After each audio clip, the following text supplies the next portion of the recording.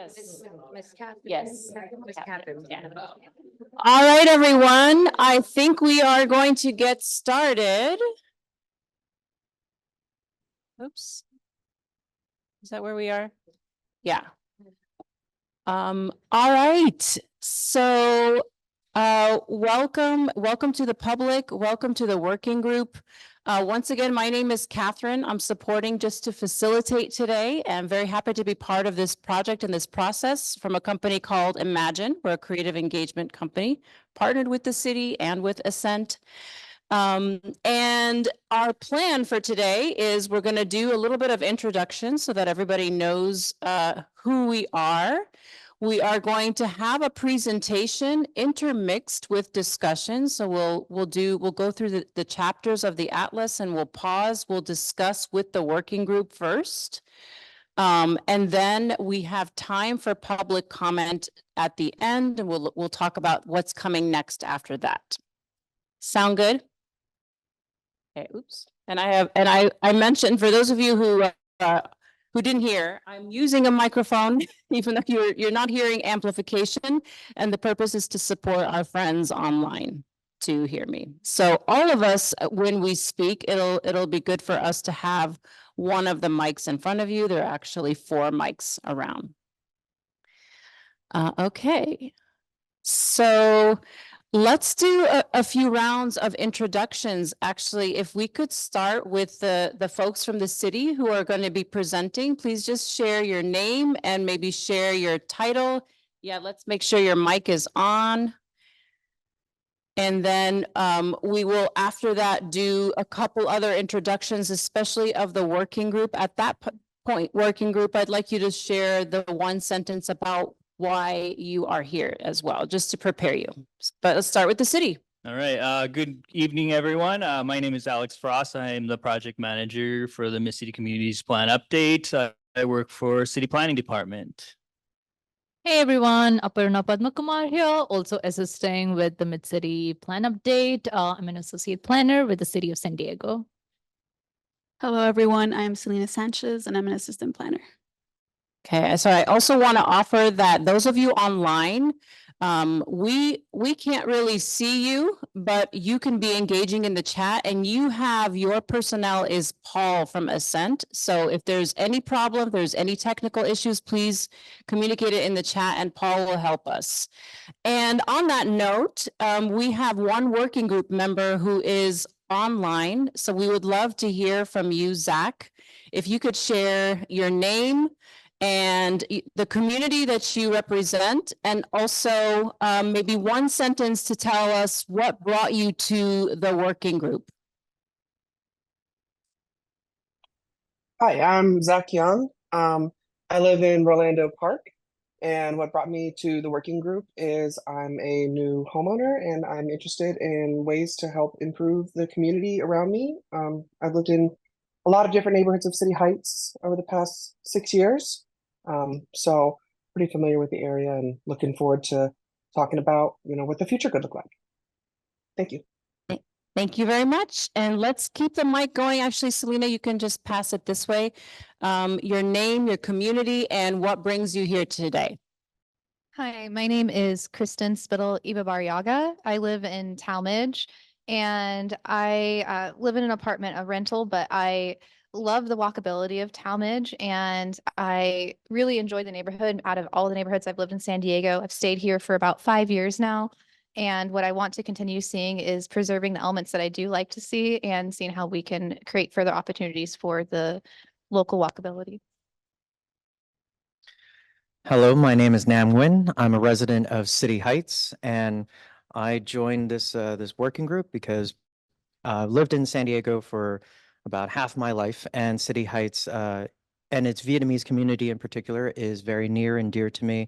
And as part of the organization Viet Voices, that does a lot of work specifically in City Heights, I am very dedicated to find all the pathways possible to make the community stronger and for the community to thrive. Hi, everyone. I'm Madeline Baudouin Garashi. I am a Normal Heights resident. And I'm here, I also have a policy background.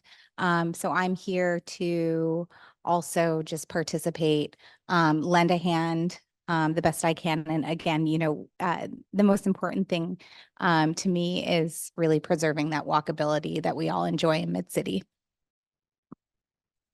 My name is Steve Aldana and I work in City Heights. I'm representing the El Cajon Boulevard Business Improvement Association, and I'm here representing the business community. Hi, my name is Thomas Aristide. I'm a resident of Normal Heights, North Adams, and I was interested in participating with an engineering background. I felt that I could potentially look at it from a consumer's position in the way that a community plan is then used for the community, and also wanting to encourage and make sure that multimodal elements are incorporated into the community as well. And I would ask if you could speak up just a bit, just in case our folks in the back can't hear you. The mic is deceptive. You actually have to speak up still. Hi, good evening, everyone. My name is Emily Caldwell. I live in Normal Heights. I am here as the representative for the Normal Heights Community Planning Group. I also have a background in normal planning, urban planning, and wanted to be involved just to kind of bring that background and education. And I love my community and just want to see it thrive. Yes, I'm Lynn Edwards. I'm from right here in Rolando Park, which is part of the Eastern area. I'm here representing the Eastern area, that's 6 communities, and advocating for us going forward in the next update.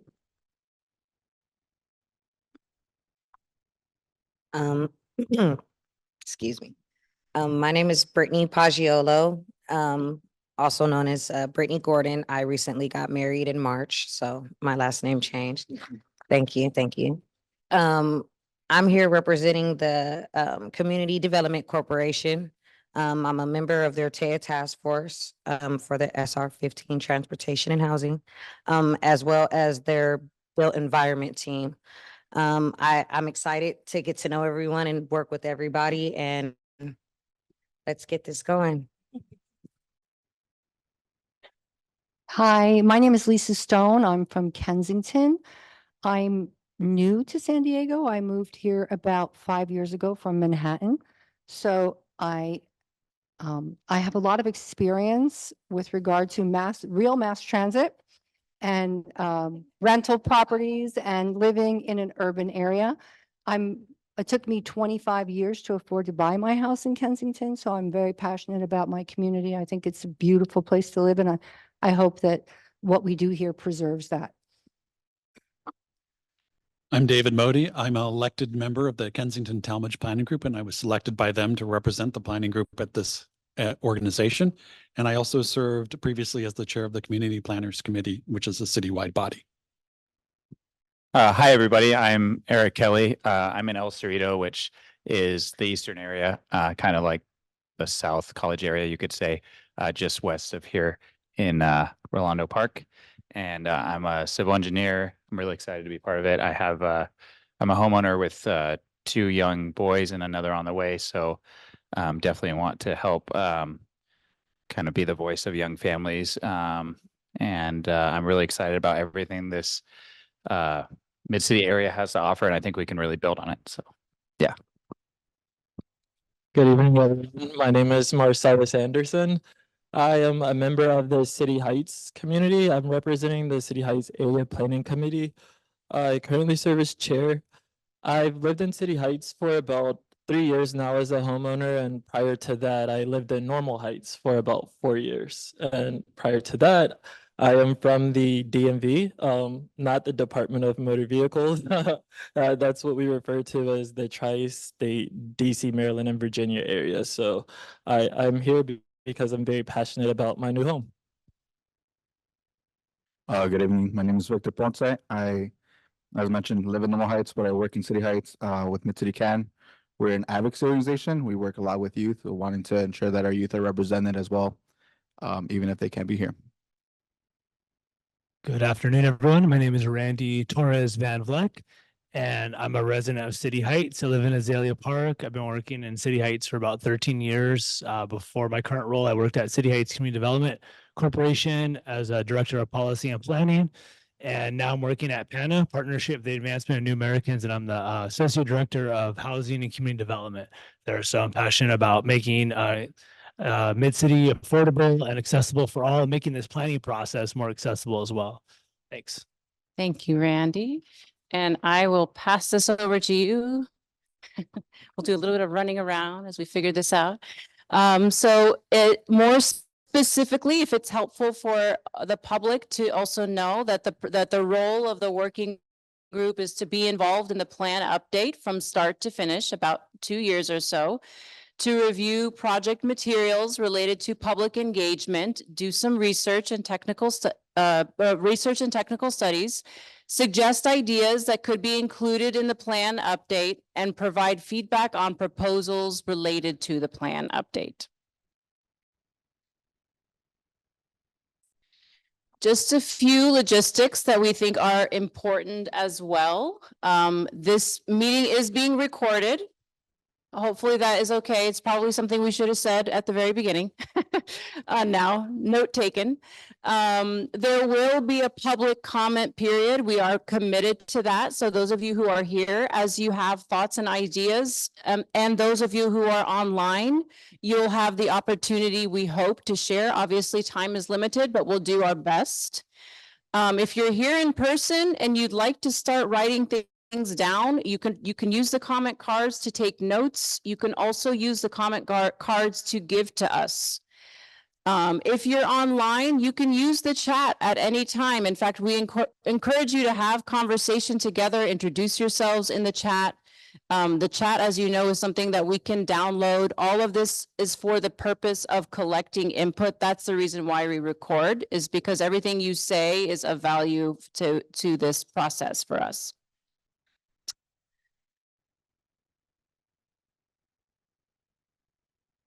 Peter, I think you need to click your computer, maybe.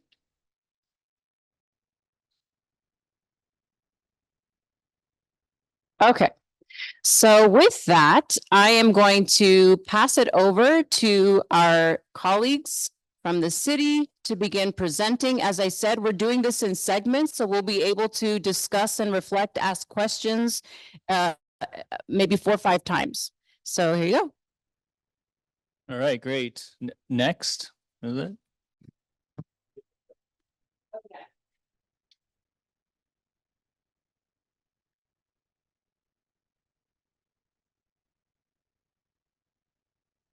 Okay, that's fine. All right. Just introducing myself again, Alex Frost, City of San Diego, City Planning Department. I'm the project manager for the Mid-City Communities Plan update. Before this project, I worked on the Mira Mesa Community Plan update. It was a 4-year process. Yeah, it went well. So Mid-City planning area, neighborhoods. So just starting out, Mid-City's a large area. There's 4 community planning areas: City Heights, Eastern area, Kensington, Talmadge, and Normal Heights. And there's 22 neighborhoods within the planning area, over 8,000 acres. There's about 133,000 people living here, 52,000 homes, 20,000 jobs. And about 10% of city population resides in Mid-City as of 2022.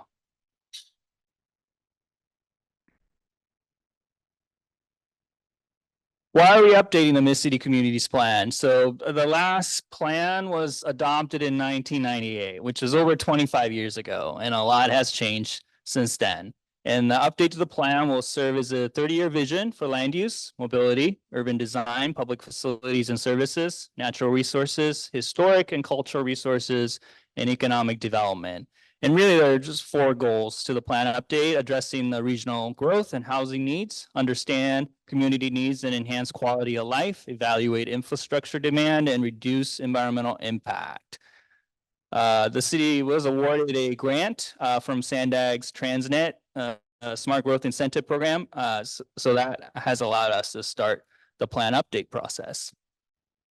In terms of process and timeline, We've just launched winter this year, so we're still at phase 1 of gathering community ideas. And we're expecting to conclude this phase later in the summer, followed by a community validation, phase 2, from fall of 2024 to spring of next year. And we're anticipating by initial draft by end of 2025 or early 2026, followed by a second draft and environmental analysis and adoption and hearing process by end of 2026. So 2 to 3 year process. This is actually a 3-year time frame. And there will be continued ongoing engagement throughout the plan update process. We've been conducting a lot of engagement activities. We launched our project website, project videos in English and Spanish, fact sheet in English, Spanish, and Vietnamese. But we've hosted 14 pop-ups. We had our first survey, 650 people participated in that. The working group, this is the first meeting of the working group, and we hosted 6 community office hours, 3 workshops, and 2 mini workshops. Youth engagement, we've been working with Hoover and Crawford High School students, and also middle school students, and a lot of meetings with community-based organizations and partnership. And we are gearing to release our kind of second survey. It's a text-based input. It's a 2-way communication platform in 3 languages for folks to be able to provide input. We're just asking the same questions from the in-person and virtual workshop for folks to provide input. So we've released the Mid-City Atlas Existing Conditions Report. Today's conversation is about the draft report. Again, this is just the first draft. We're looking for feedback, and we've already received a lot of comments about things to update and correct, and we'd like to hear more so we can be accurate as possible. We also released the appendices to the report, which includes data by community planning area. So previous plans and studies to be aware of. There's parks and recreation facilities, kind of baseline, needs analysis, the demographics data by the planning areas, historical enrollment data for San Diego Unified, and then a list of capital improvement projects in Mid-City area. We also just released the web map. It's an interactive web map, so you can kind of zoom in and zoom out to your home or to a parcel level, neighborhood level, to just see, well, what's the current land use? You know, what's the current zoning? And what are some of the public facilities and parks, and, you know, where are the designated historic sites? So just about 6 layers that was available. Next. So the existing conditions report, which was released in June 14th, provides a snapshot of existing conditions, challenges, and opportunities. It's broken down into 6 chapters, as you can see here, and the report includes history of Mid-City development and other existing conditions. So starting with the introduction, there's a lot to cover, so we're just going to start with progress and trends. This is a chart of Mid-City population and housing growth from 1970 to 2022. And you can see the blue line is the population, and the orange line is the number of housing units. And you can see a rapid growth from 1980 to 2000. But since 2000, the population of Mid-City has declined by 9%. So 13,000 fewer people now living in Mid-City.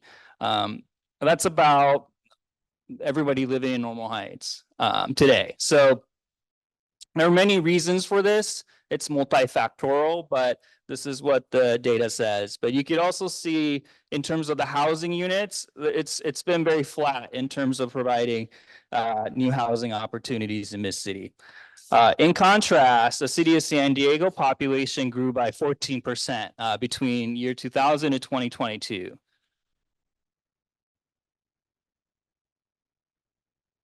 So what's the change in the population by age and race and ethnicities? So there's two charts. One is Mid-City population change by age group. So between 2000 and 2022, the headline is there's a lot fewer young people under 40 now living in Mid-City, and a lot more older folks 50 and over living in Mid-City compared to year 2000. In terms of race and ethnicities, there are fewer white, Black, and American Indian people now living in Mid-City compared to year 2000. And a lot of it has to do with the median home value and median household income, 2000 to 2022. So you can see the median home value in year 2000 was $150,000 about, and the median income was 31,000, right? But now in 2022, the median home value is 722,000 and the income 77,000. And you can see the percentage change. The median home value has grown by 2.7 times more than the median household income in Mid-City. So great for homeowners, but not so great for folks renting and looking to get into the housing market. And in terms of the change in Mid-City population by household income, you can see that basically since 2000, the number of households making more than 100,000 have increased substantially. And the folks making less than 60,000 a year has declined, right? But everything's getting more expensive, and we have to make more money to be able to live in San Diego. And in terms of the housing occupancy and types, so the first chart is occupancy status in Mid-City and City of San Diego. So basically in Mid-City, 69% of homes are renter occupied. In City of San Diego, it's 52% is renter occupied. So higher percentage of folks renting. And in terms of the housing types, so this is broken down by the community planning area in City of San Diego, but basically majority of homes in City Heights and Normal Heights are multifamily, and in Eastern and Kensington, Talmadge, majority of homes are single family homes. There are some good news in terms of community investments. Over $2 billion has been invested in Mid-City through various initiatives and capital improvement projects. One of the big one for revitalizing City Heights was the Price Philanthropies Foundation, invested and leveraged over $200 million to support community revitalization, such as City Heights Urban Village, the police station, the library, the Henshaw Park, and the buildings they've built. That was partnership with the city, but they helped lead with other community groups. Over $260 million in bike and transit infrastructure, and over $600 million invested to modernize school facilities, which is great for those who have kids going to school here, and over $1 billion in capital improvement projects, current and recent. So that's, related to streets, water, sewer, stormwater, parks, and other facilities. During that time too, the Mid-City has witnessed the opening of 2 state-of-the-art community facilities, this Kroc Center right here, and then the Copley Price YMCA. Not many communities in San Diego has the ice rink available. So introduction summary. So the 1998 community plan downzoned significantly along the corridors. So you can kind of see the population peaked in 2000 and the growth stabilized from 2000 to 2022. And compared to 2000, there are fewer young people living and fewer Black, white, American Indian people living in Mid-City today. The share of households making more than 100,000 has increased substantially, and increase in median income has not kept pace with increase in home value, and over $2 billion in community investments. So that's the introduction, and we'll pause here. There's a lot we covered. So I will give the mic to Catherine and we can start the conversation. Please let me know if this mic is not working. Anybody out there? Okay, so here's how we'd like to do this. We want to start by hearing any first impressions from the working group So you can follow one of those initial question or the prompts there. Anything that stands out to you, what resonates with you, any surprises? Does the report content match what you are observing in your neighborhood community? So kind of a first impression. We would say, please stick to under a minute so that we have enough time. As you can see, there's a lot to say. You can also pass if you don't have a comment for now. Zach, how about, would you be willing to start us off just because you're not here and it's helpful to remember you off the bat? Yeah, so just answer any of the first 4 questions. One of them, just kind of a what are your initial impressions? So and use one of those bullet points to answer that question. What stands out to me the most is probably the growth in housing prices. I think it was almost 400% over the past 22 years. And that's pretty crazy to me. So, and then also just kind of in the meantime, that seeing the neighborhood has actually had less people in it. So less people and more expensive at the same time. That stood out. Thank you so much.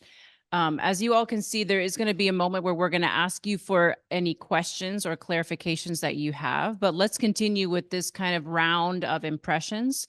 Randy, would you mind going next if we pass you the mic there? Any of your, just a under a minute comment on your first impressions? Sure, yeah. Is it loud enough? Can you hear okay? Yeah, a lot to unpack, and thanks to the staff for putting it together. And I remember we did get to see it at the kickoff meeting. So I've been sitting with it for some time, but yeah, the first things that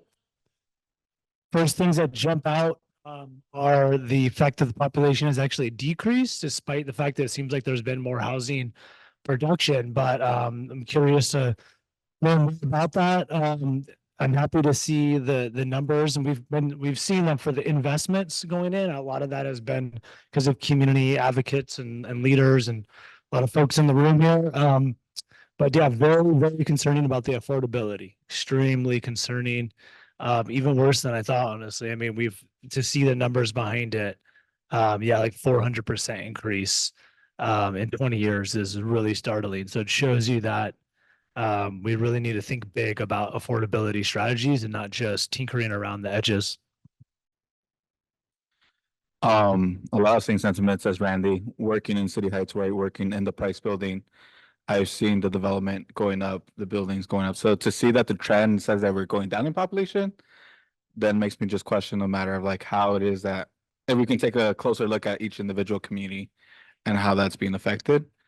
And yeah, just affordability. Like I know their Price and City Heights CDC is working on building a lot of affordability.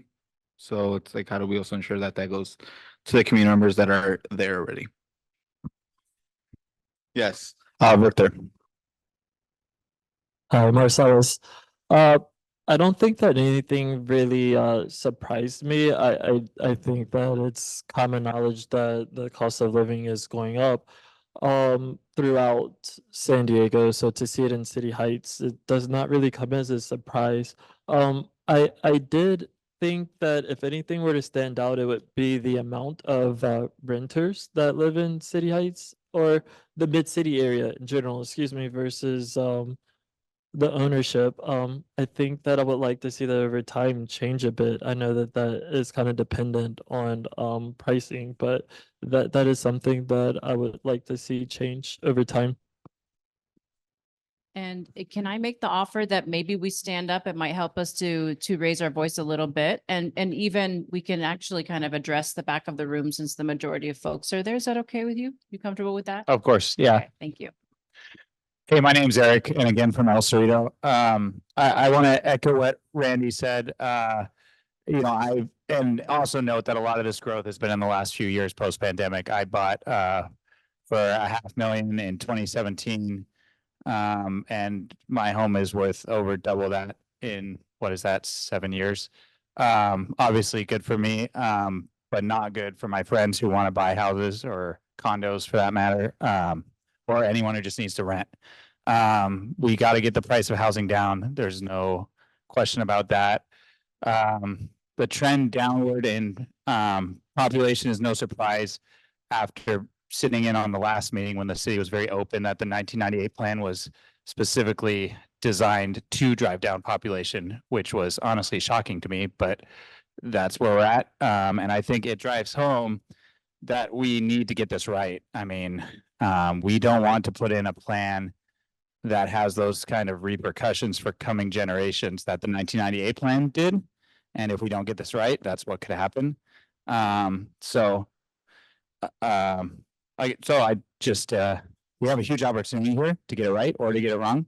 Not trying to be doomsday. We can do a lot of good. We can do a lot of good for sure. It was echoed through the whole city, so not unique to here, but it is sad to see the number of young people drop from 2000 to now. That's globally, like less people having kids, so we're not gonna change that here, but I think we should be as friendly neighborhood to children and youth as we can possibly be, and that should drive a lot of what we do here. And that's it, yeah. Perfect. I'm gonna have to sit. I'll just project. No worries. Yeah. Yeah, project, please. Thank you. So it's very clear to me actually why the population has declined. There were several new schools constructed in City Heights in the early 2000s that required the removal of substantial amounts of housing to make way for those schools. So there is one key factor of your population decline. The other key issue is that the city has no understanding how to redevelop our transit corridors and get those properties to turn over into new development. There's a way to do that. I don't know if this working group will be in their parameters to do that. Hi, I'm Lisa. I'm going to sit too, if that's okay. Nice and loud. So the first thing that comes to mind for me is when we talk about these statistics, we don't talk about how they are referenced in the entire state of California. So if the average household income according to the state of California is 130,000. So people are shocked when they see these high numbers, but the entire state of California's average household income is 130,000. The entire state of California's average home price is over 800,000, which is more than mid-city. So I think we need to put in perspective where we are as a community, but also those numbers in comparison to other communities, because otherwise they seem kind of shocking, right? And I think that I don't think that they're actually shocking if you look at statistics around the state. So that's my first impression. I do agree with the gentleman who said that we need more affordable housing. I don't know how that's going to be possible if a house costs $1 million, because how would we incentivize a real estate developer to build a house and sell it for less than that? That's the key, right? And I think if we want home ownership to be available to young people, we need to figure out how to do that well. And in New York City, it wasn't a real estate developer who did that, right? It was the city and the state that created affordable housing opportunities, right? So I don't think that more is going to give us cheaper. I think more is going to do what it did everywhere else, San Francisco, Manhattan. They said, oh, we need more housing so the cost goes down. It has never happened in 30 years that I lived there. So I feel like we should be smart about how we do this, and maybe we can actually affect the possibility for young people to buy homes, which I would love to see as part of the plan. I am going to pass on this one. Good, thanks. Well, I'm going to say that I'm not really surprised about the cost of housing, because you could really see this coming about 4 or 5 years ago. This area in the eastern area, it's for a lot of people, it's a starter neighborhood. And what you see now, we don't see a lot of young families here because they can't afford to buy here. And so it's not surprising that the opposite side of that is that you see an older population because they can't afford to leave this area. So whatever we think about for updates, it's how to integrate those, because you are going to have a senior population here for quite a few years to come. Hi, Emily. I think just to echo what everyone else has said, yes, the housing affordability is very important. I think the opportunity for young families to be able to buy homes is important, but also just as important is, you know, I used to dream of buying a house. Now I just dream to be able to afford to stay and rent here, honestly. So I think we do also need to keep in mind not just for sale housing opportunities, but also apartments, townhomes, condominiums, because in my neighborhood, Normal Heights, I think that was the thing that resonated with me is 54% of our community is multifamily housing. So I used to dream of owning a house here. I've kind of given up on that personally. So I just think it's also important to keep in mind multifamily as well.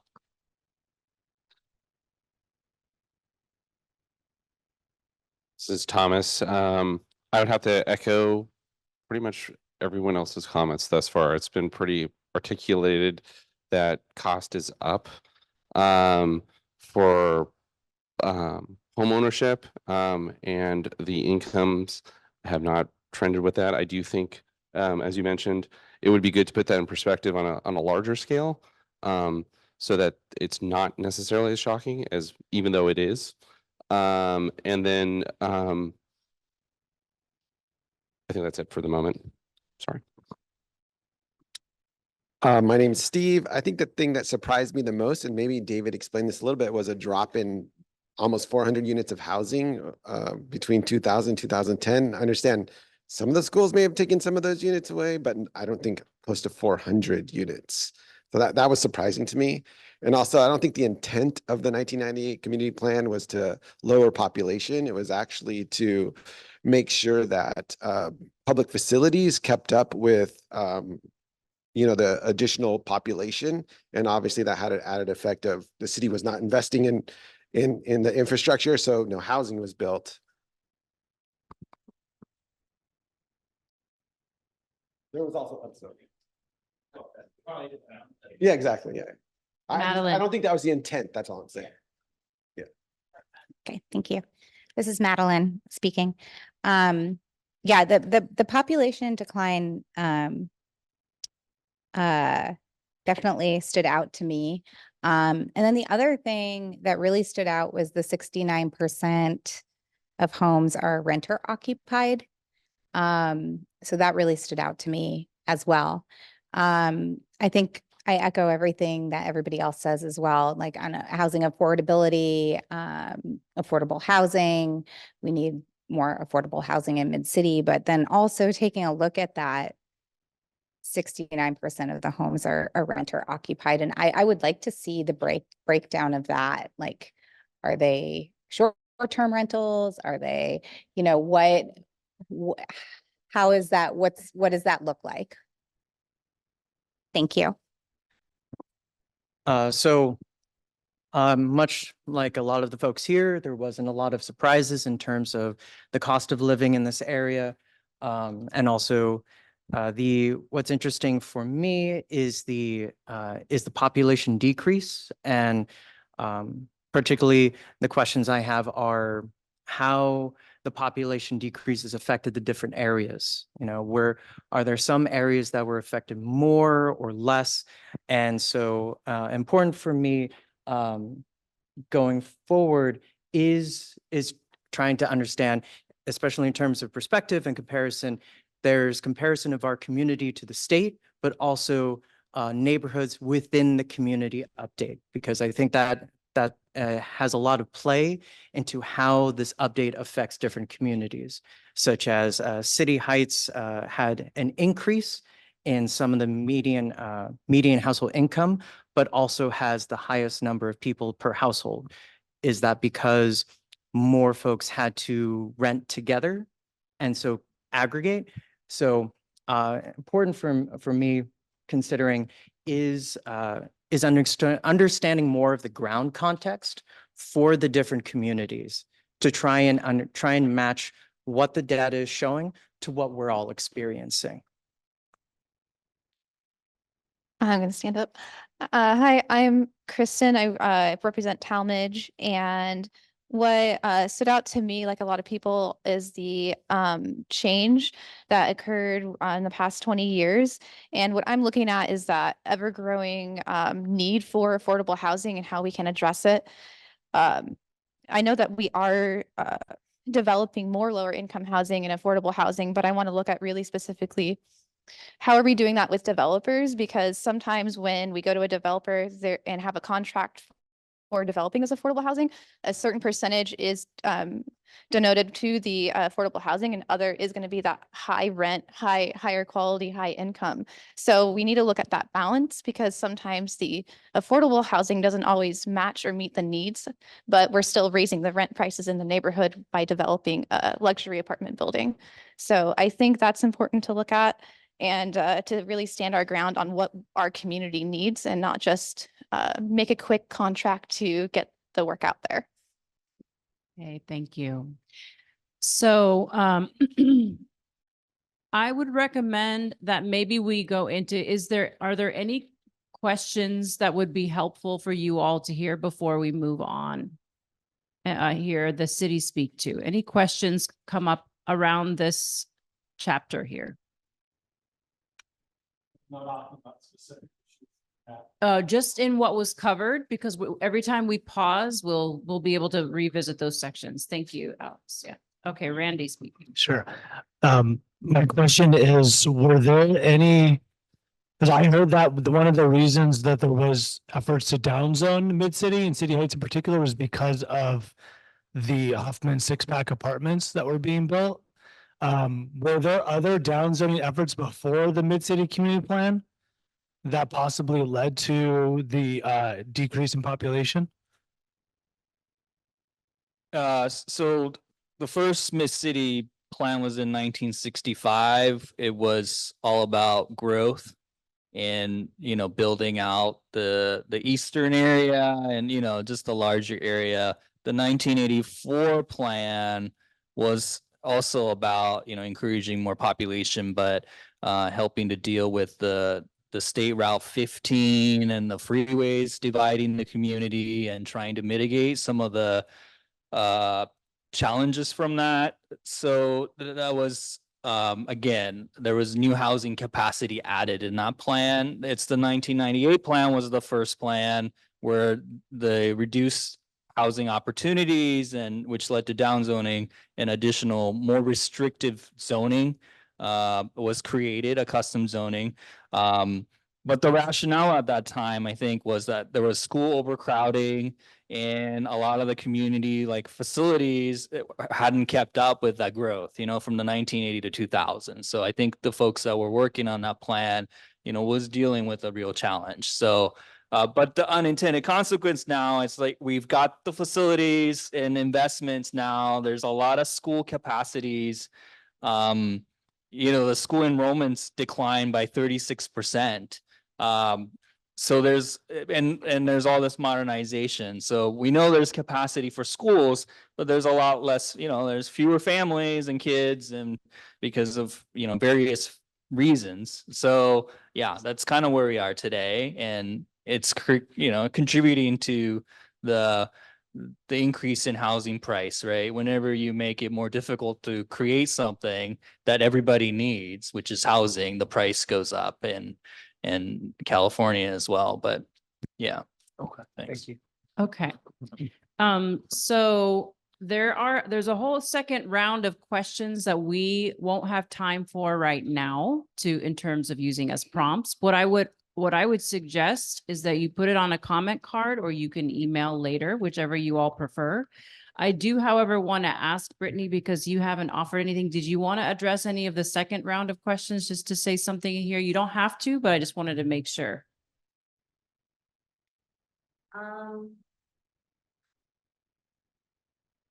The only thing that comes to my mind when I'm hearing about all of this is, I was 8 years old in 1998, by the way. So, and I'm born and raised here in San Diego. I guess growing up watching things change, me leaving the state for a few years and coming back, and I'm getting lost going down the street because of different developments being built. Things that used to be there when I was a kid isn't there anymore. So it's, I know that's one reason why a lot of people just, left, because it's not the same, and I'm not suggesting bringing certain things back, because, sometimes that's impossible. But preserving what we still currently have, trying to keep that, and, whatever needs to be done to make it to where at least people from my generation I'm a nineties baby, everybody. So excuse me. You know, we have something to remember. That's all. Thank you. Okay, we are gonna move on. I just want to offer the comment cards are here. I can come around and I can offer the comment cards. We're gonna have public comment at the end, but I will offer the comment cards in case it's helpful just to jot things down. And otherwise, let's continue. Hello, it's me again, talking about history and place. I'm gonna go pretty quick in this chapter and just start. I'm gonna go very quickly. So, what makes Miss City unique? The topography and natural features, right? In City Heights, it's Mesa Top, the plateau, and all the canyons, right? The canyon system contributes significantly to the sense of place and forms a backdrop of open space to Miss City. And there's quite a bit of elevation change from, kind of northern part of the community to the southern part of the community. This is a map of a historic subdivision, and you can kind of see some of the oldest neighborhoods in San Diego is in Miss City. And you can see the green is essentially, 1900s to 1909 when the first subdivisions were created with the streetcar line, the San Diego Electric Trolley that connected to downtown. And that drove a lot of the redevelopment and creation of Normal Heights and also Kensington.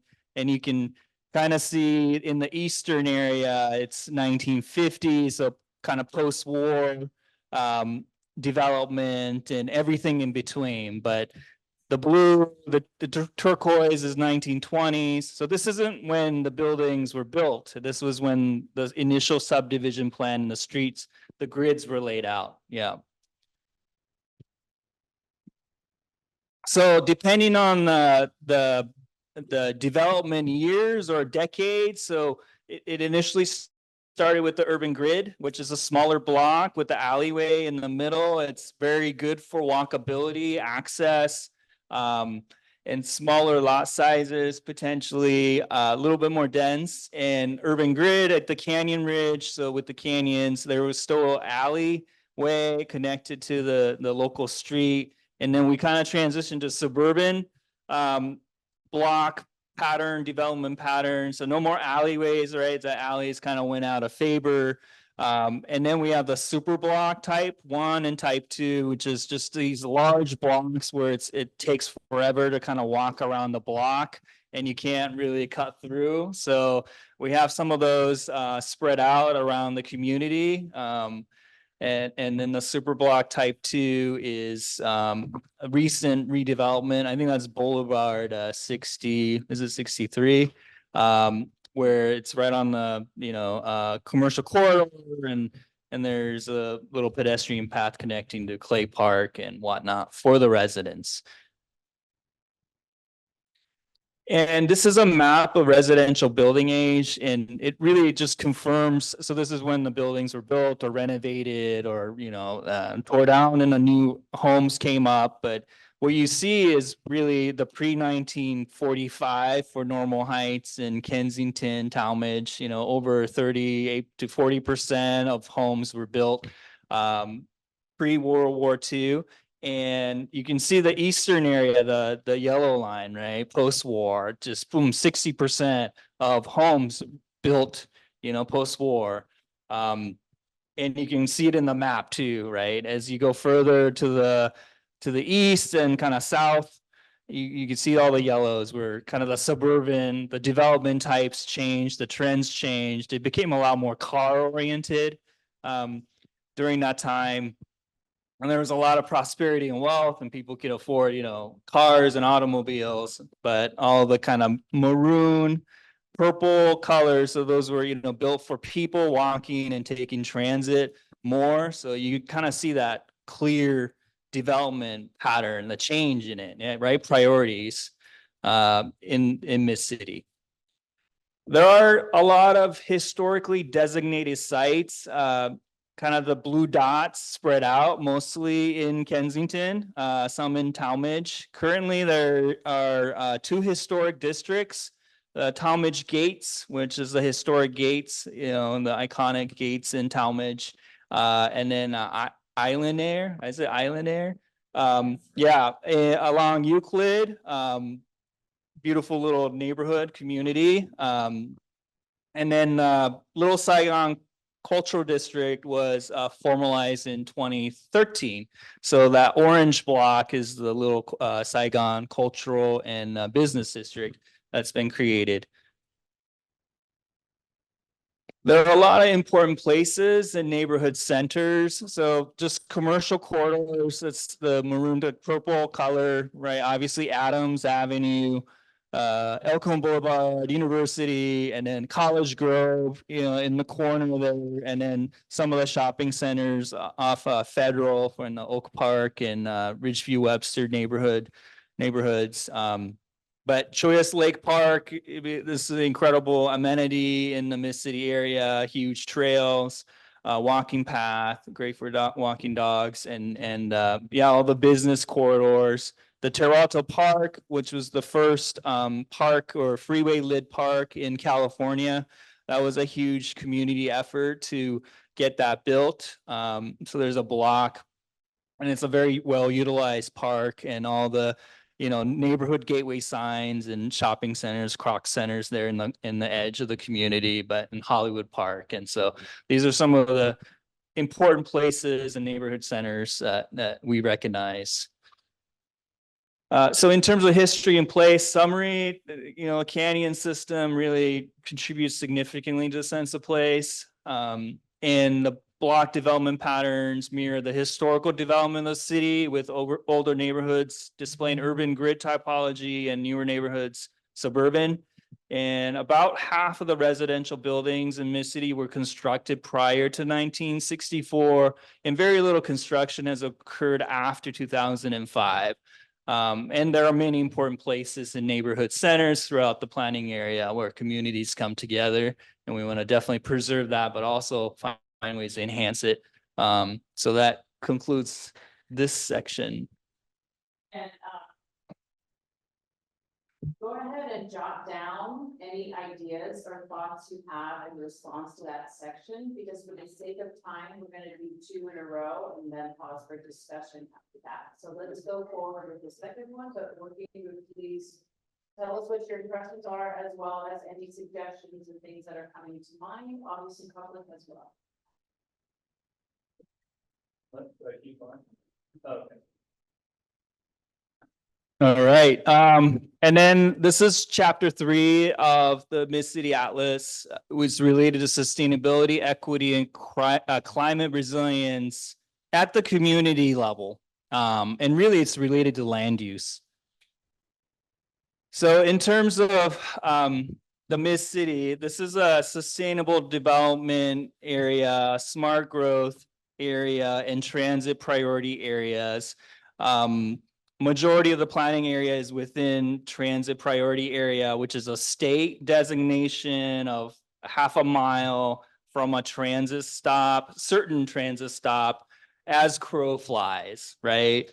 And then sustainable development area is the, what color is that? I mean, orangish, cut, tan, yeah, color. That is up to a mile of walk shed to a transit stop. So it's a lot more expansive. That was a city of San Diego, a citywide initiative to create this sustainable development area to prioritize accessory dwelling units. And then the SANDAG, which is our regional transportation agency, they have a smart growth areas that they've kind of designated. The pink is kind of town center existing, you know, along the major corridors, and some mixed use transit corridors in blue. So that's just what's existing today. And the reason they're prioritizing kind of growth in these areas, or would like to see more, is because of the walkability in Mid-City. You can see 58% of Mid-City is considered very walkable or somewhat walkable. So the The green is very walkable. Most errands can be accomplished on foot, being able to go to the corner store or dry cleaner or a grocery store or a coffee, etc. And then the orange is somewhat walkable. Yeah, you could walk a little bit further to be able to, and have some services, go to the park and whatnot. And then the yellow is car dependent. Most errands require a car, right? So this is just a walk score that was developed by County of San Diego for 2018 and just confirms some of the data. Just going back in terms of equity, and this has been become more prominent recently. So this map is a Federal Homeowners Loan Corporation graded area map, 1935. So, we're almost going 100 years, but this was a response to the Great Depression. And what happened was that redlining impacted many neighborhoods. So the red area was basically grade D. It was most difficult to borrow money and to purchase homes. The yellow was kind of the second. So investments or kind of home ownerships were prioritizing grade A and grade B area, which is green and blue. So this impacted a lot of the folks, lower income residents and people of color, in these neighborhoods, which prevented them from securing mortgages, purchasing or improving property and building generational wealth. And you can kind of see the lingering effect of it still today in our community. Let's see. So this is a California Tax Credit Allocation Committee opportunity map. It's used to look at affirmatively furthering fair housing. So the idea is that the blue area is moderate resource, and then the green is kind of low resource, high segregation poverty. So there's concentration of like poverty and certain groups, and then low resource is pretty much everything in the P color, I guess, green. And what this means is there's a lot of priority now to encourage new homes in the high resource and the highest resource areas. And why is that? The better school districts, it's more proximity to better jobs and et cetera. So this map is important, and you can see in the purple grid, so these are the areas of neighborhood change as identified by UC Berkeley. There are 8 census tracts experiencing significant neighborhood change in Normal Heights and Kensington, Talmadge, and City Heights. And there's been a significant demographic and economic shifts, increase in high income household and rising medium rents. So, displacement or gentrification, it's kind of like it's happening, confirmed by this map. And then hydrology, flooding, and wildfire, it's a big issue nowadays, especially flooding. This community experienced significant flooding recently, but you can see canyons and canyon adjacent lands in Mid-City are identified as areas of highest risk, that very high fire severity zone, but also flooding, risk of flooding at the canyon bottom. So that shows that, but most of the city is high fire severity zone. So it's just, living in San Diego, that risk of wildfire. And then, so this is urban heat vulnerability index. This is a big topic within the climate resilience folks. Summers are getting hotter, or there's more extreme, hot days. So the neighborhoods in Mid-City face a greater risk of extreme heat events, such as heat waves in other areas of the city. It's, mesa top, it's built up. You don't get the coastal breeze as much, and lack of trees, street trees, and cooling elements of the community. And you can see Normal Heights and Kental, a lot less impacted by extreme heat events. Also, like availability of air conditioning, right? A lot of the older homes, you didn't need air conditioning, but now it's like it's hard to survive without air conditioning, AC. So that's kind of showing that pattern. And in the vulnerable population, the heat risk, there's a lot of vulnerable populations with health issues. So when you have like extreme heat events, they're most impacted. So you can kind of see it through the heat risk, which is a lot of the community, elderly folks and whatnot. And then this is a tree canopy coverage, and it varies across neighborhoods, but Kensington Talmadge, it has over 21% coverage. A lot of it is, they have a lot of canyons, while City Heights and Eastern area have notably lower percentages. And that was just, you know, development priorities at the time. Did folks, you know, plant street trees at the time and whatnot? And you can see concentration of trees in Choyas Lake Park. All right, so in summary, due to a centrally located transit-rich environment and diverse housing types, Mid-City residents consume fewer resources, engage in less driving, and incur lower expenses for both autos and utilities than regional average. Mid-City has better pedestrian, bike, and transit scores. So 58% of Mid-City is considered very walkable or somewhat walkable, only 17% in City of San Diego. Talked about the impact of redlining, marginalizing lower income residents and people of color in the planning area. Majority of the neighborhoods in Mid-City are categorized as a low resource compared to the region, with some areas classified as moderate. And then the ACE census tracts are experiencing significant neighborhood change with demographic and economic shifts. So that concludes this portion. So how about let's begin with working group, and Zach, that includes you, oh, perfect. Any clarifying question? Maybe we'll take one question to start, and if we have time, we'll do more before we do another round.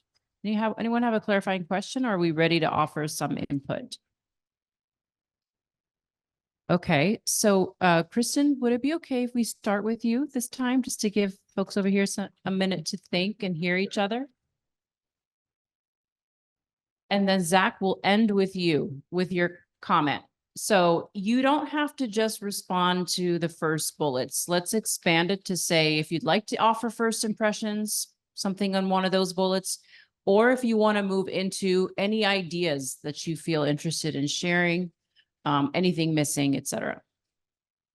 Mine is a mixture of the two, where can everyone hear me? Great.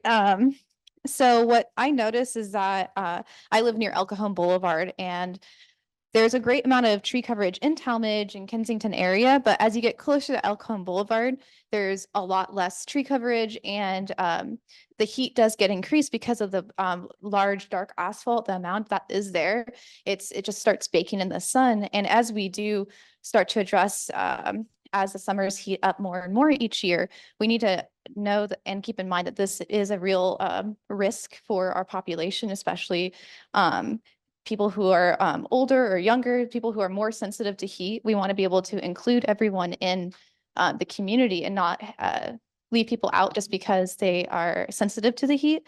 So I think what we might need to focus on is looking at how we can provide more shade to the areas that don't currently have it and get very hot, such as El Cajon Boulevard.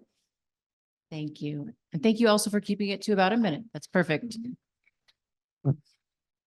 I would also like to echo the disparities between tree coverage and also the danger that is going to increase year after year when it comes to the summertime heats and the summertime heat and how it affects folks in the communities, particularly City Heights and Normal Heights. And also something to add on in regards to shade is the question of what the planning update, how it can address that.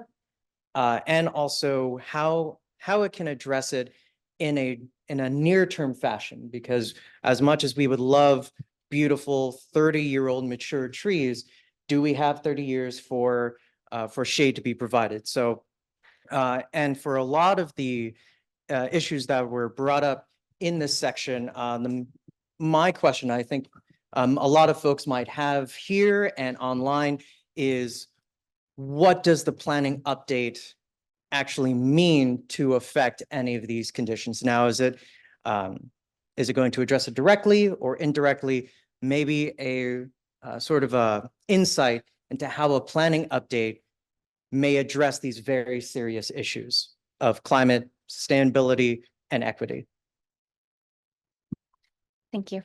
This is Madeline. Excuse me. This is Madeline. I agree. We definitely need more trees. And I think there's a direct correlation. I mean, we can all see it here on the map. The areas that are the hottest have the least amount of trees. So I agree, I think, and to echo to the point, the shade structures as well. So the tree canopy coverage is really lacking in the hottest areas there. So we definitely need more shade and more tree canopy coverage. Thank you. Steve, I was also surprised on the tree canopy map and Steve, and I was also surprised by the tree canopy map and the kind of light shaded aspect of El Cajon Boulevard, just because that's where I work and we're always planting trees. So it was interesting to see how we have a lot more work to do. This is Thomas, and I think I was drawn to the area of correlation between the heat exposure index being very high in the area for the community where we have the best walkability score, which sounds really counterintuitive, because if it gets hotter, then people are more likely or less likely to want to go and walk out in the high heat area. And obviously, how do you affect change to encourage people in those areas and potentially others that are more car centric to get out and walk and be able to accomplish their goals outside? I guess the question that I didn't see here was alternatives to tree canopy is great, but I think as mentioned, shade structures or other elements of refuge may be something that might be what we might want to look at or think about or include here, so that's an option. Hi, Emily. I think echoing the trees, our community planning group has been very concerned with, there have been a number of street trees, particularly along Adams Avenue, that have been, removed and not replaced. So that has been kind of an ongoing issue. So just something to keep in mind. That was happening in the community piece. And obviously it's very important as a lot of people walk along Adams. I also think it's very interesting that the TPA map, there's that section right along Adams Avenue that's just completely excluded. I know, of course, this group does not control what MTS does, but to whatever extent we can encourage MTS to expand transit frequency along Adams Avenue, I think that's it's an opportunity to, it's a place where a lot of people are walking and moving. And I also just wanted to appreciate the inclusion of the historic redlining map. I didn't hear about what redlining was until I was in graduate school for urban planning. So it's really important and plays such a role in why things look the way they do. So thanks for including that. I want to comment on Eastern area because it's probably the least walkable of any of the mid-city communities. And you see that on the map. It's very car centric. Everyone commutes. And another factor there's, I think, a number of missing sidewalks that would take you to major areas. You simply just can't get to University Avenue from half of the eastern area safely because we don't have a sidewalk there. And second thing I want to point out is the tree canopy, because if you look infill in the communities, you'll see a lot of trees. A lot of them were planted when these developments, these houses were built. And then you get down to the transit corridors, and it's just a wasteland down there. And I say that because our planning group has also been working on trying to get a tree canopy on University Avenue to coincide with the bikeway project. And it's something that San Diego and the city just missed the boat on 10 years ago when they designed it. So not happy. Brittany, I wanted to comment on the canyons. I noticed over Manzanita Canyon, Swan Canyon area over by Azalea Park. Big, huge range of trees gone, like chopped all the way down. I don't know if any of you guys had any run-ins with the coyotes. I have twice walking, and it was not pleasant at all. And I would only assume maybe because like their natural habitat, I don't know if it's actually their natural habitat, but wherever they live, I didn't see them before the trees were gone. You understand what I'm saying? Makes it not really walkable in some, because what do you do with a coyote, right? If you run into one, what do you do? So.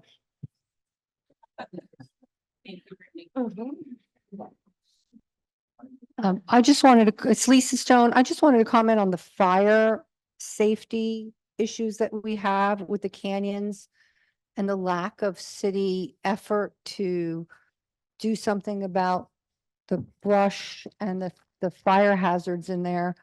And it concerns me since we had that major flood because the storm drains were never cleaned, right? So I feel like we are not really learning from our mistakes in those scenarios. David Modi, going to Tree Canopy and seeing the deserts that exist out there, that is the gift of Ray Huffman that keeps giving. That was Ray Huffman married to a very bad city idea that the solution to housing was to create the Huffman six-pack. Beware of gifts and Greeks bearing gifts. I just be careful of the unintended consequences. And I have to say this, there is good tree coverage in Kensington and Talmadge because we've had community people go out and actively have tree planting programs to get people to plant trees in their sidewalks. And that mostly happens where there's a homeowner behind that sidewalk who's willing to water it.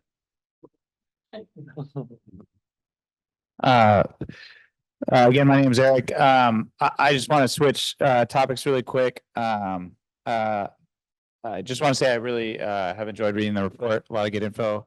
I do have I have an issue, sorry, with section 3.3. You didn't really go into it, Alex, but I feel like it only focuses on walking, transit, and bikes. And later on in this report, it's very clear that 80% of our community commutes by car. And we don't want to change that all we want, but the fact is, most of us need cars. I bet you if I polled everyone around this table, most of us got here by car. So I don't want this 3 years to be, I guess, us engaged in too much kind of fairy tale thinking. I would love to ride the trolley every day. I've got 3 little kids. It doesn't go where I need it to go. It takes too long. And frankly, a lot of buses and trolleys that I see going by are pretty much empty. That being said, I'm a fan of mass transit, but to have a section of the report not even look at the car when cars are going to be mandated to be 100% electric by 2035. So the issue of the greenhouse gases, which is a real issue, is going away. I think, especially since we're on a 25-year plan, right? If we only come out with a plan every 25 years in the city, apparently. So we got to think about the fact that there's going to be more people working from home, but also more people driving electric cars. And that I think also businesses, the fact that there's only 20,000 jobs and exponentially more residents in this neighborhood means that it could be for some businesses, there's just not enough parking. And so people don't want to come into the neighborhood because they have a perception, maybe they won't find parking. So they won't come in here to eat at our restaurants.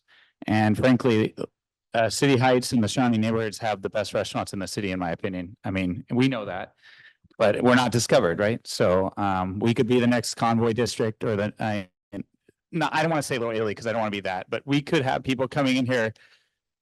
We could be a much more walkable Convoy district. I want to say, like, diverse, amazing restaurants that people actually come and spend money in our neighborhood, and we're able to reap the benefits of the sales taxes and whatnot.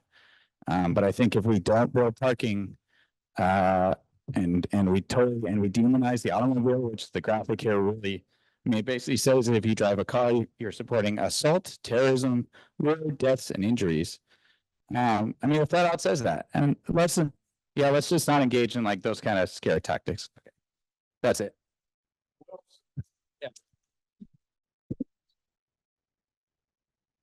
Marcellus Anderson here. I also was looking at table 3.3 and I just found it kind of interesting how our walk, transit, and bike scores are pretty much higher than the rest of the city of San Diego. And when we have a lot of issues with our tree canopy, and we also have no real trolley access in Mid-City. So I just think as a commuter, I'm not really sure if this does a good job speaking to how we are able to have access to these different types of resources that some parts of the other city does have. I do know that there is a University Avenue Complete Street Phase 1 project, and you know, we had them present to our area planning committee, and there is options, or they do have in their plan to add more trees to that area, but it also comes into question about how we are actually going to manage and maintain those trees as well. So that is something that we also have to consider when adding trees to specific areas. Victor, as I was going through, I was just thinking about like looking at the tree map and everything. Also wanting to make sure that we're more intentional with the trees, that they provide shade, right? A lot of city has a lot of palm trees, doesn't really do much except like cause debris. And it also took me back to as part of the work that we were doing in City Heights and just District 9 in general, calling through different communities, asking them what climate change meant to them, right? Where in Kensington, Talmadge, right, it was the overall picture of climate change and how that looked versus when I was calling City Heights, where I was hearing how it was affecting them with their AC, having to pay extra, having to figure out if they're gonna have to split their money between like food or paying the electricity bill, different things like that. So also taking that into consideration with the equity lens. Thanks to the staff for the report. Oh, sorry. I appreciate the work that the staff did on the report. A lot of really useful information. A slide that stood out to me was PDF page 51, section 3.2, the sustainable development, smart growth and transit priority areas.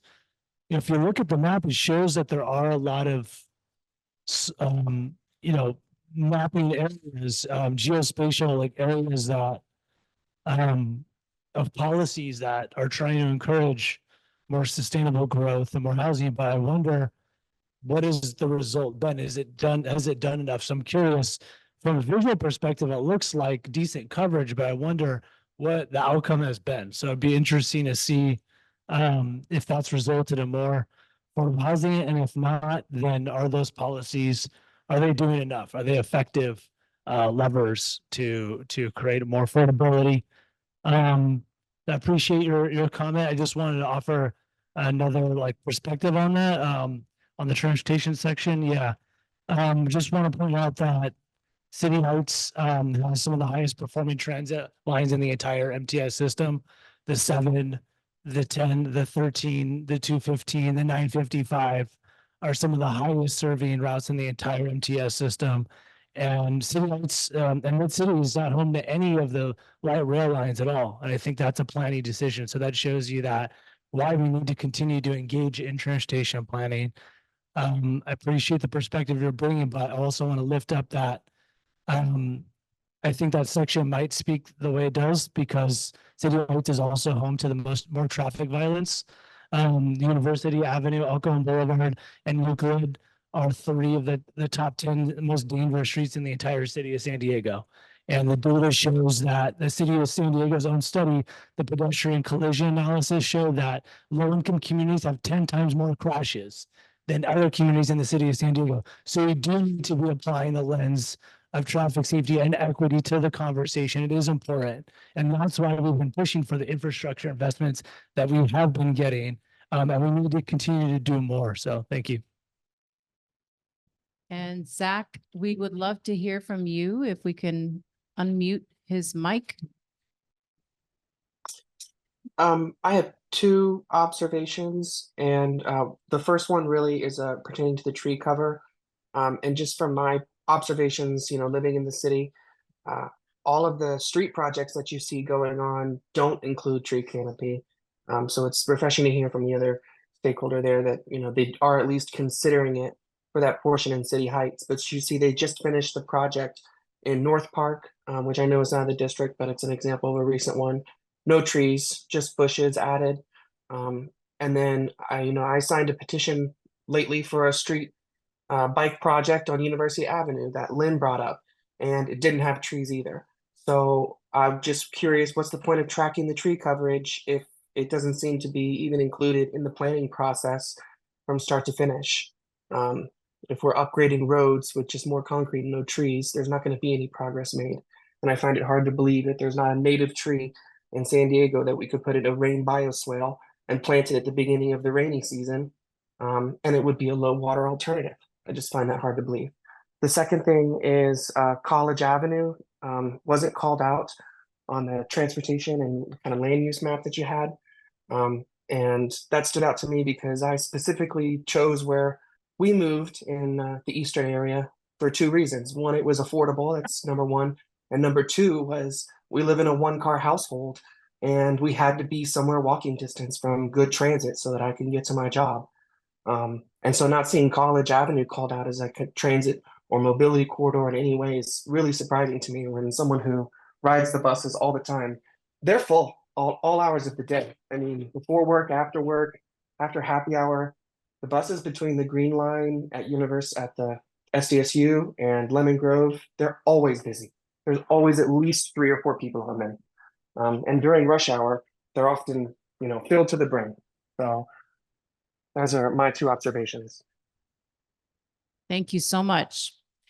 Okay, just a little check-in. Our goal is to start public comment at 7:30 and end around 7:50 to do any further closing remarks.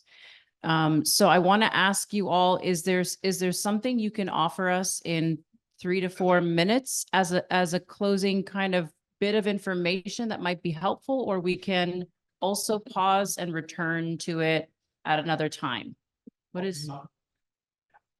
We may not complete it.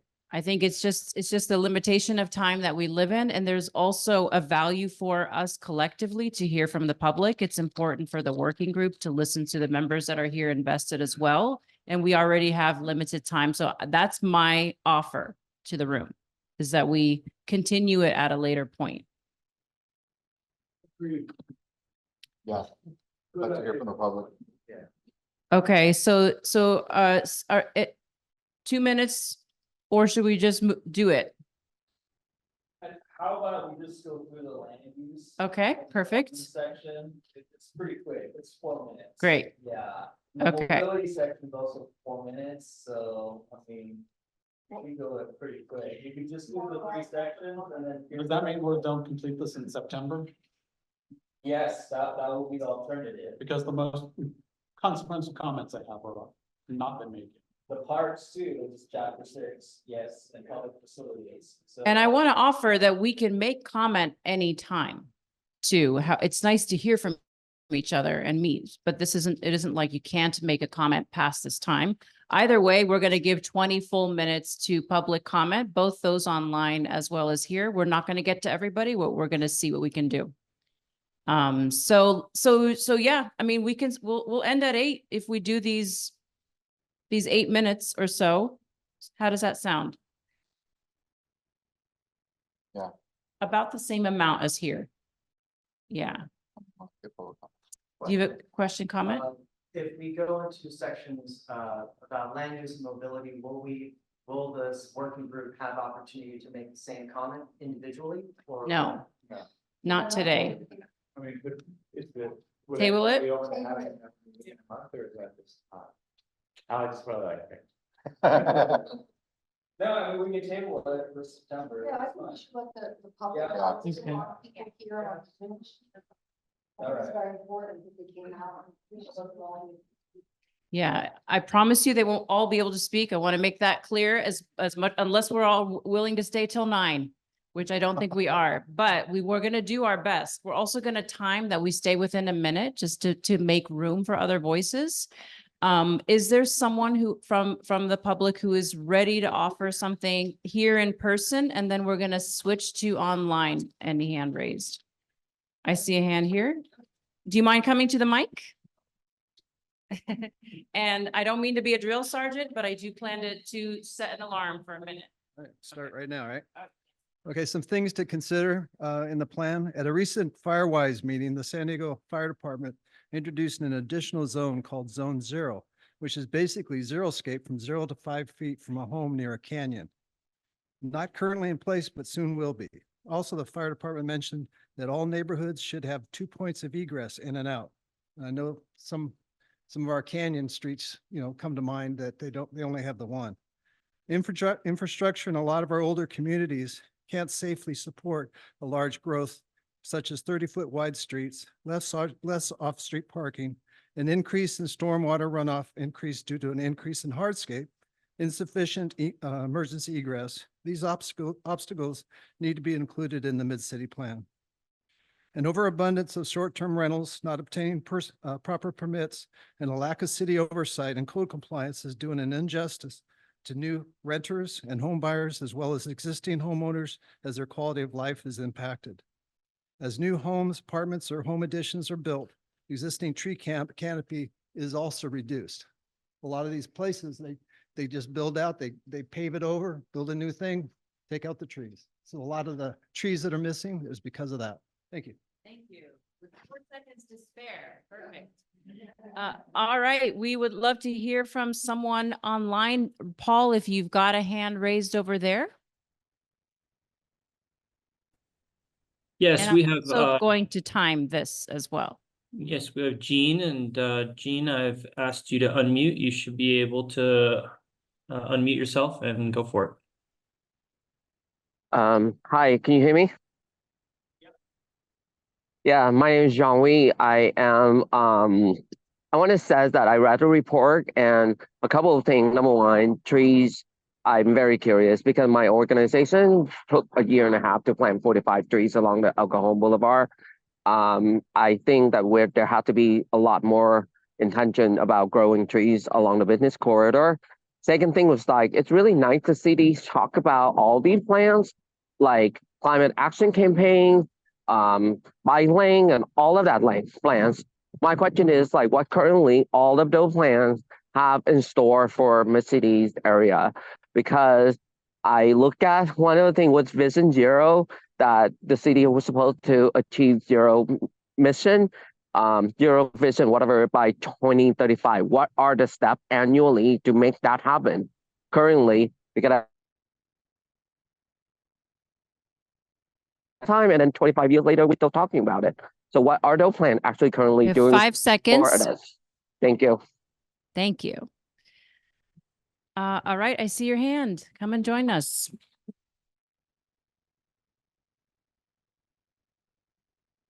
Hopefully the public will have more time next meeting in September. I'm glad, Mr. Frost, you said that we want this report as accurate as possible. I have 30 comments, so I'm just going to hand the lady here the comments, and I'll just, after I read off all the numbers on the pages. You had early, I think I had asked this earlier. You said 10% of the population of the city, but what's the geographic area of Mid-City compared to the whole city? On transparency, at the last Eastern area that you attended, you said you were going to explain how this committee was picked, who applied, and how were the criteria used. On figure 6.1 of the parks, it needs updating as appendix A and B also. And then in the hydrology and geography, you neglected to state that there was a flood on Aldine in 2016. There was a fire on Fairmont on Aldine in 2019. And sinkholes are forming on the east side of Aldine up into Talmadge. And for the record, I have pages 8 through 98 to give 30 comments on. Thank you. All right. And is there someone else online? Perfect. Yes, we have Kathleen Lippett. Kathleen, you should be able to unmute yourself. Thank you. Good evening. I just have a couple of concerns. One of the mentions that I'd like to talk about is the independent budget analysis. who provided the most objective viewpoint that we heard regarding the mayor's budget and suggested that they could save $500,000 and 3 FTEs if they would cut that program. And the other issue is walkability.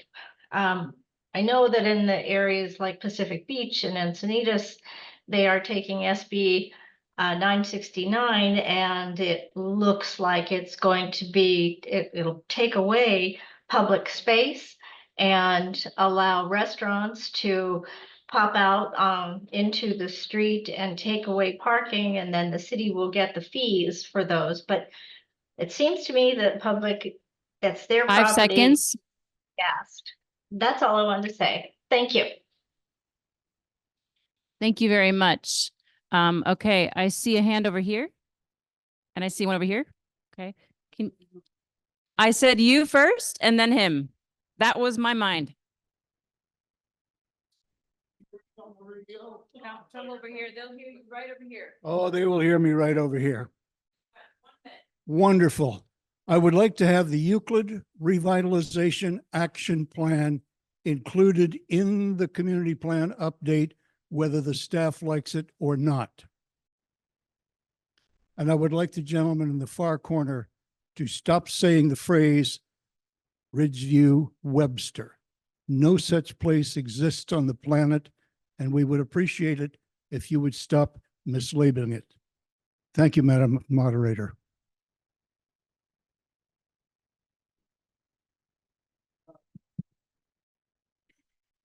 So we're switching to an online person. Yes, we have Lorna Zukas. Lorna, you should be able to unmute yourself.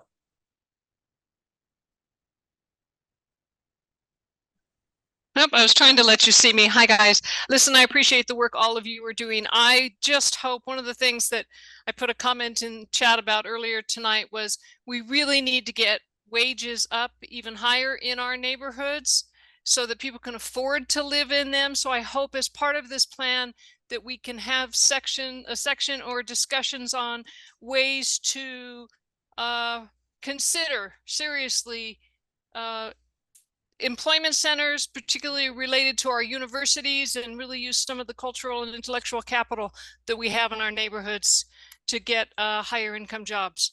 That's all I have. Thank you, Lorna. I'm going to welcome you, and then we'll come over here. Hey there, I'm Drew. I live over in Clino del Sol. We'd like to make a community garden in that front grassy part where we're plagued with a lot of problems with homeless people and a group of people that constantly are a public nuisance, basically. And the community garden idea would be something we could all contribute to make it beautiful, make it flowers, make it succulents, drought tolerant, that we could all be a part of to kind of rectify what's going on over there. So that's basically it, short and sweet. Appreciate it. And Paul, we can switch online. Yep, we have Alex Zukas. Alex, you should be able to unmute yourself. Okay, I can. Thank you. I dropped a comment in the chat that I hope gets shared with the group. It has to do with densification and the problems with it, because that seems to be the only solution on the table. And there's 2 studies that have been recently done that shows the impact of densification, and it raises land values drastically. One is put out by Chapman College here in California, and the other is actually a study that was published in, of all places, Fortune magazine. But the article says that the point is that urban containment policies or densification that are meant to limit sprawl and increase density have resulted in higher land prices. I mean, really higher than construction costs, the value of land now is. And so it explains that the problem with this trend. So the idea is, not to just put density and infill as the only possible 5 seconds. options because they will work against affordability and the whole project. Thank you. Thank you. Yep, come on up. Feel free to say your name. I don't know if everyone has been, and I'm sorry, I'm just remembering to say that. I'm Laura Rebo, and I'm from El Cerrito. And I wanted to ask that when you start showing maps and you show numbers of figures for our communities, that you put them in perspective with the entire city, not just the state, because I know we're concentrating on our area, but they seem so out of context completely. We seem staggered by some of the numbers we're seeing, but we need to see them in context with the rest of the city. That has to do with housing prices, income levels, where kids are going to school, things like that. I'd also like to see maps of the entire city, because when we look at the one where it shows how our heat index is, well, how does that compare to the rest of the city? I would like to see the whole city map, and then certainly a focus on our area, but we need the perspective. And then also, I wanted to let you know that our schools are low performing schools in a lot of this mid-city area. And anything we can do to get those grades up will help younger people stay in our area. We will see more younger people then.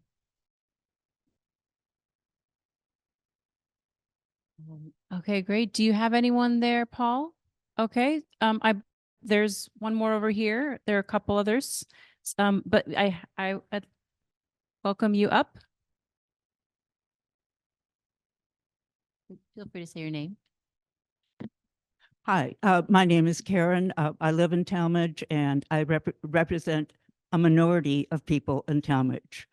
Maybe 5, 6, 7 people who are pro-density, who are pro-public transit, who are pro-bicycles. You make a good point about our dependence upon cars, and yes, indeed, I did drive here. Electric car, I might add. However, if I knew the transit system better, I would have taken the bus. And if I didn't have a sore right foot, I would have ridden a bike, as I did for many years. So let's not tie ourselves to the automobile for the next millennium, okay? Let's consider some alternatives. There's too much emphasis on preservation, not much emphasis on the future. What is this city going to be? Is it just going to be old farts living in single family houses? I hope not. I believe there were 2 more comments here. Yes, come on up and then. Hi, my name is Byron. I live in City Heights. I'm 33 years old and I'm a homeowner. And I live in City Heights because it's the most affordable place to own a home in San Diego. And it's simply a matter of supply and demand. You're not going to stop people from wanting to live here in San Diego. And so I hope that this group doesn't demonize any kind of housing, because whether it's ADUs, whether it's luxury condos, doesn't matter what it is, simply supply and demand. The more units of supply, we can't control the demand. We're not going to build a wall around San Diego and say we're full. So hope that you can take that into consideration. Thank you.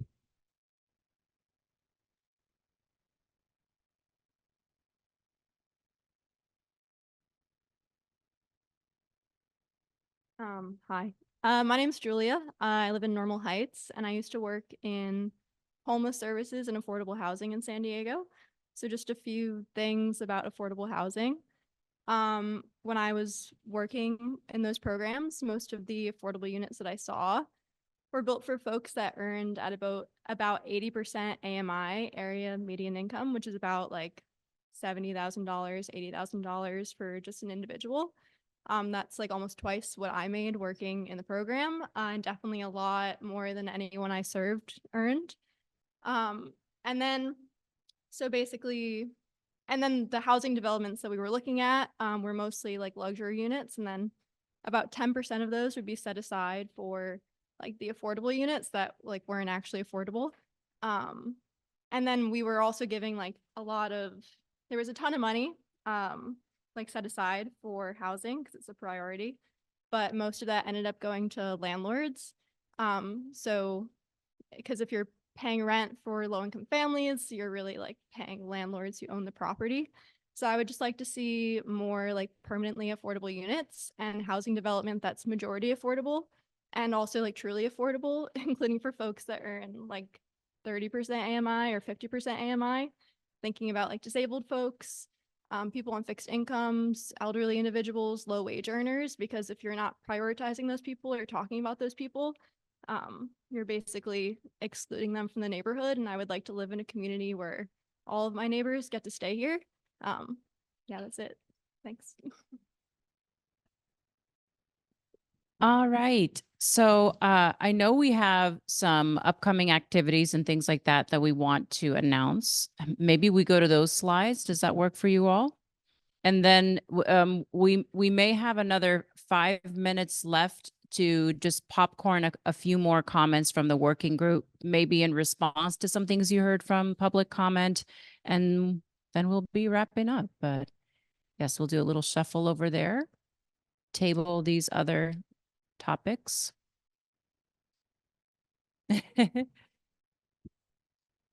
To upcoming.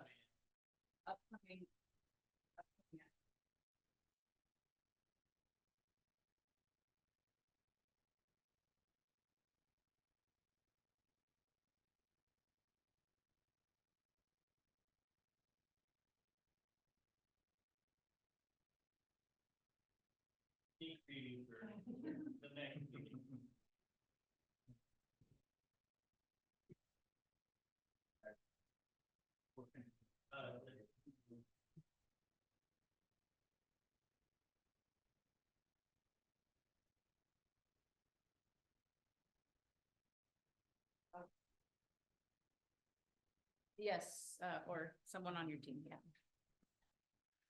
All right, upcoming activities, so this is going to, will it change? No, it won't actually. Upcoming activities, so this summer, I think later this week, we are gonna launch this Hello Lamppost. It's an interactive platform. It's a two-way communication to provide feedback, input. It's available online or via text. You know, if people are waiting for a bus, they can just like text this number and then can interact and provide input. We're offering in 3 different languages for accessibility. Late summer, we are planning or anticipating to release the public engagement summary. It's basically compilation of everything we've been hearing, from online survey to pop-ups to office hours to youth engagement activities to all the workshops and community meetings, and then from this Hello Lamppost, the second survey. We are also doing a very in-depth, detailed multimodal mobility assessment, you know, counting, doing the traffic counts and looking at traffic circulation, but also looking in more detail pedestrian, bike, and transit facilities. So at the engineering level, and then also a historic context statement and survey. This is a guide for evaluating historical resources related to the history of buildings, built environment, themes, property types. So again, further opportunity to provide input as these reports and studies come online later this year. Yeah, that's, let's see, next. Upcoming events, how to stay involved. Please visit the project website. If you haven't signed up to the updates, planmidcity.org. Second working group meeting is scheduled for September 11th. We'll change the topic to part 2 of the existing conditions and maybe part 1 of public engagement summary. We're still waiting on a location. It's going to be another community as requested by the working group to rotate this meeting around Mid-City. We have several pop-ups and mini workshops that City Heights CDC is leading on. And then, yeah, the kind of the second survey will be out summer 2024. You can always send comments, suggestions, or questions to planmidcitysandiego.gov. We will get back to you. Sometimes it might take a few weeks, but yeah, please be patient. But we will always get back to you. So yeah, that's the upcoming activity. Yeah, and that concludes the presentation. And we're done early now. That's a 10-minute early. I'll take it, but What's this picture of? I'm not sure, but I can find out in a little bit. So, I think we could take 5 minutes. If anyone has something that emerged that feels from the working group, we can just popcorn. So you can just slip a hand up. We'll end at 7:55. Does anyone have something that you'd like to offer? Yes. Can we, thank you. Going back to the existing conditions report, the map of mobility in regards to the metric of as the crow flies, I don't think it is as viable for planning as one might think, especially considering folks in the community that that I know walk places, but then they cannot cross a canyon directly. And so I think it is worthwhile to try and re-examine the means to assess that radius as per the actual street grid. Comment over here, thank you. So going back to the first section, Alex, the household income data, you should specify on that table whether it's inflation adjusted or not inflation adjusted. That would be important context to understand the level of increase shown in that table. And yes. I just wanted to briefly say, because there was some comments brought up after my comment about planning for those of us who drive. I do not view it as a zero-sum game like cars versus bikes and walkers and transit users. And I would just hope that the rest of this planning group and the city doesn't view it as a zero-sum game either. I think we can plan for all four modes simultaneously in a collaborative way. And also I think we should be careful. I just want to say, let's not assume that those of us who drive would really love to use transit and once it gets good enough, maybe some people just really like the freedom of the automobile. So that's it.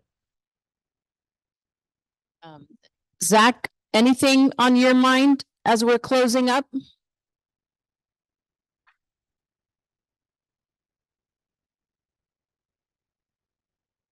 It'd be all good.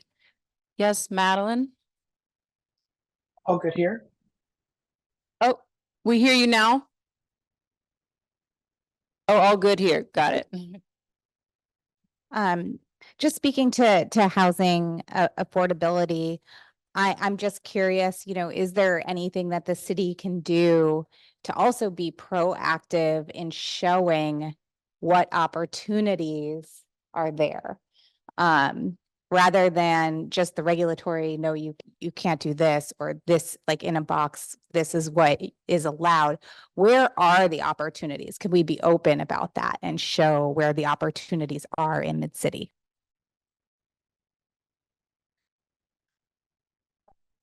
Okay.